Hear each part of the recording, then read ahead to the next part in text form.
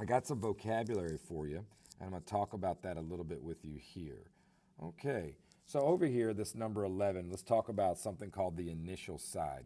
So angles are made up of two sides. That's what gives you the two rays that meet at that vertex. And the side of the angle that stays on the x-axis, as you could see in both 11, 12, and 13 and 14, they have that one side of the angle that stays on the x-axis. That's what's called the initial side. The initial side. So the side that stays on the x-axis is the initial side. The side that seems to be moving, that's opening up, and is what this red arrow is kind of tracing, that's what we call the terminal side. And that's the side that is the varying size of the angle, how far it opens up tells us the measure of the angle. That side of the angle is called the terminal side. When we're talking about circles and repetition and revolutions and rotations around, we're going to end up with angles that have different measurements but end up in the same location on the circle. A really great example would be what's right here, and we'll say that this angle is approximately 100 degrees. We'll say that angle right there is 100 degrees. Well, if I continue revolving around this circle and I just go past what I have here, ooh, I don't know why that just happened. Let's try this again. If I continue going around to the 100, but I go past the 100 and I go past my x-axis and I go a full lap and I land back in the same location, that would be considered a 460 degree angle.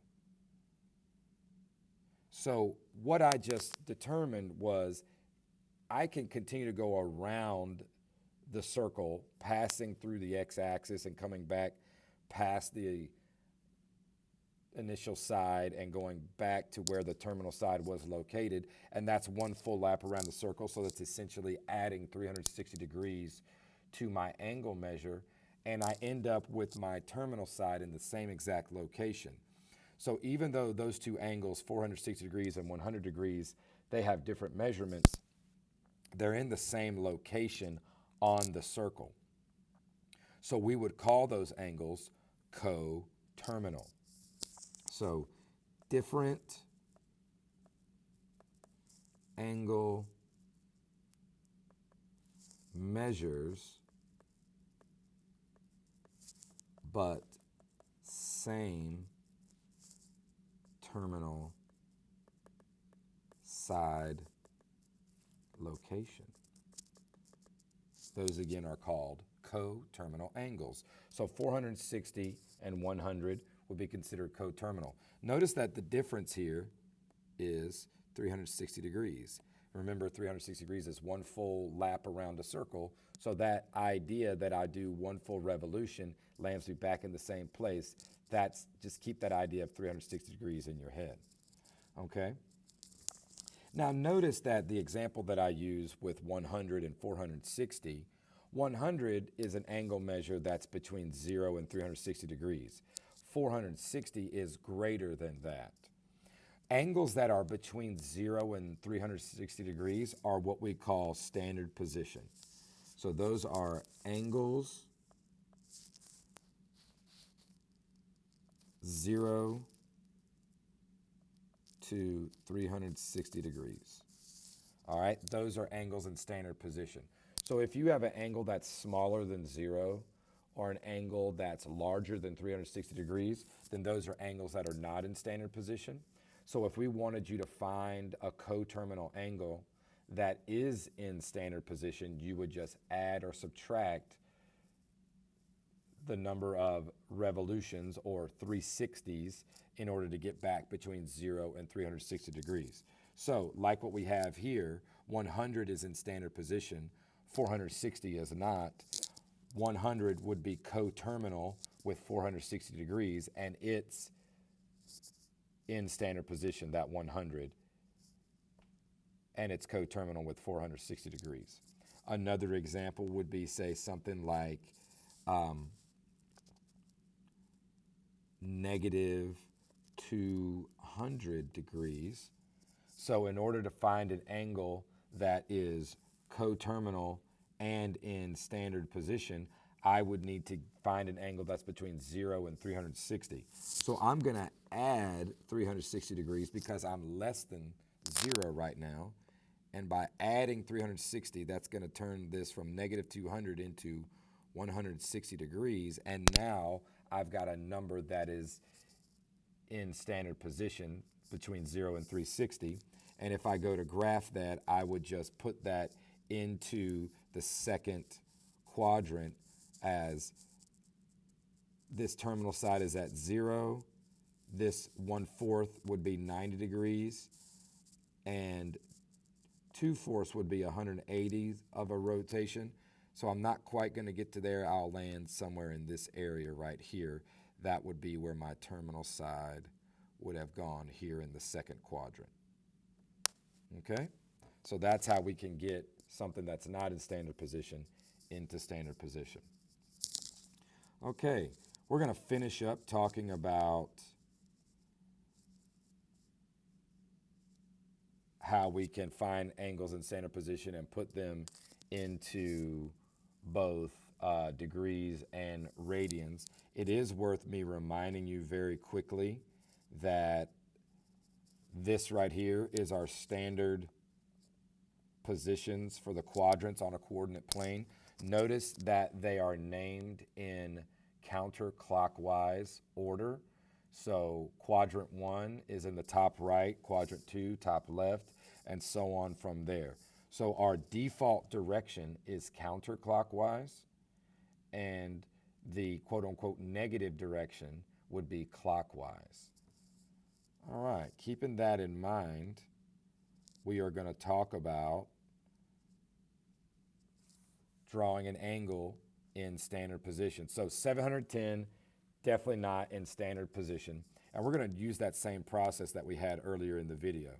So I'm going to take this 710 and I'm going to determine that it's bigger than 360 degrees. So it's going to have to get smaller to be able to be in standard position, which is between 0 and 360. So I'm going to subtract a full lap or 360 degrees from 710, and that's going to give me 350. And 350 is indeed now in standard position. If it wasn't, I would have subtracted another revolution or another 360 from that. But this one was. So 350 degrees is indeed in standard position because it is between 0 and 360. My terminal side of my graph is right here on the x-axis. And now just to determine what my next side, where it's going to go, I'm going to think about my graph in terms of some landmarks. So I'm starting at 0, and remember, all the way around is 360 degrees. Okay, well, a fourth of the way, or a quarter turn, so that would be 360 divided by 4, that would be 90 degrees. So each quadrant is a quarter turn, or another 90 degrees. So another 90 would be 180. These are kind of the landmark quadrants around my coordinate plane. A third 90 degrees would be 270 degrees, and then that's how we get another 90 to get to 360 degrees. So I am going from 0 to 350 degrees. So to my first quadrant, that's 90, and oops, undo that. So that's 90. Second quadrant's 180. Third quadrant is 270. All the way to the fourth quadrant would be 360, but I don't want to get quite there, so I'm going to stop right here at just short of 360 and just kind of estimate that that's where my terminal side is going to go. So that's what our angle would look like. And notice that that gap back to the x-axis would be approximately 10 degrees to show that's how far to get to one full revolution. So that's what an angle in standard position would look like. So that's what a 710 degree angle would look just like that, even though it was a 350 degree angle. All right, we can do that exact same thing for an angle that is in radians. So a couple of things to make sure we're on the same page here. We talked about, bless me, we talked about the standard position being at 0. All right, but we're not doing degrees anymore, so one full lap is no longer going to be 360 degrees. We would need to turn 360 degrees into radians. So when we go ahead and we try to convert here, we multiply and we simplify, and that becomes 2 over 1 because 360 and 180 have a common factor of 180. That top times the top is 2 pi. Bottom times the bottom is 1. So that would be 2 pi is what the radians equivalent of 360 degrees. So one full lap around a circle in radians is 2 pi. So if I go through and do the same process at the quadrants, so I'm doing 2 pi divided by 4, which is pi over 2 when I simplify. So every 90 degrees is pi over 2 in radians. So this would be 2 pi over 2, or when I simplify, pi. 270 would be 3 pi over 2. And then 2 pi, notice that it's 4 pi over 2, but that simplifies to 2 pi. So that's where all of this comes from. Okay, so we are going to now take this negative 10 pi over 3, and we're going to put it in standard position. So right now it's negative, so we know that it's smaller than 0, so it's definitely not in standard position. So I'm going to have to get bigger or add, but instead of adding 360, I'm going to add 2 pi to it. Now, in order to be able to add fractions, I need a common denominator. So I'm going to have to multiply 2 pi, top and bottom, by that common denominator of 3. So I'm going to go ahead and do that, and that's going to give me negative 10 pi thirds plus 6 pi over 3. Now I can add them together because they have a common denominator. Negative 10 plus 6 is 4 pi over 3. And notice that all my quadrants are, they have all those landmarks that I have are in, have a common denominator of 2.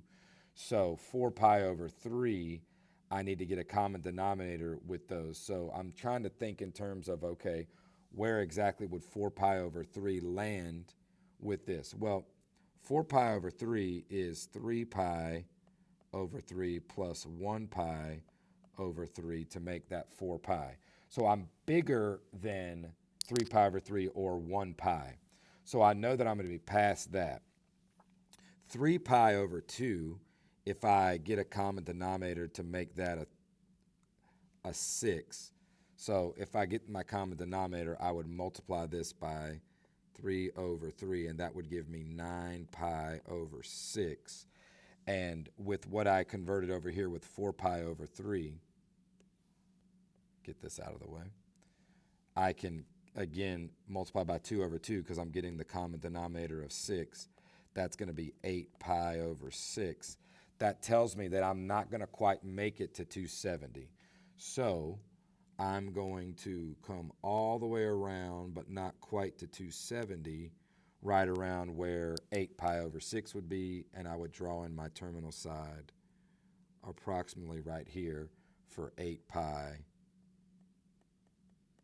over 6. And that's how you would graph that in standard position.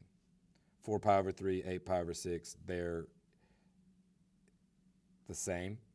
And 4 pi over 3 and negative 10 pi over 3 are coterminal angles. Okay, so I think I got you what you need to be able to do your practice. Thank you very much.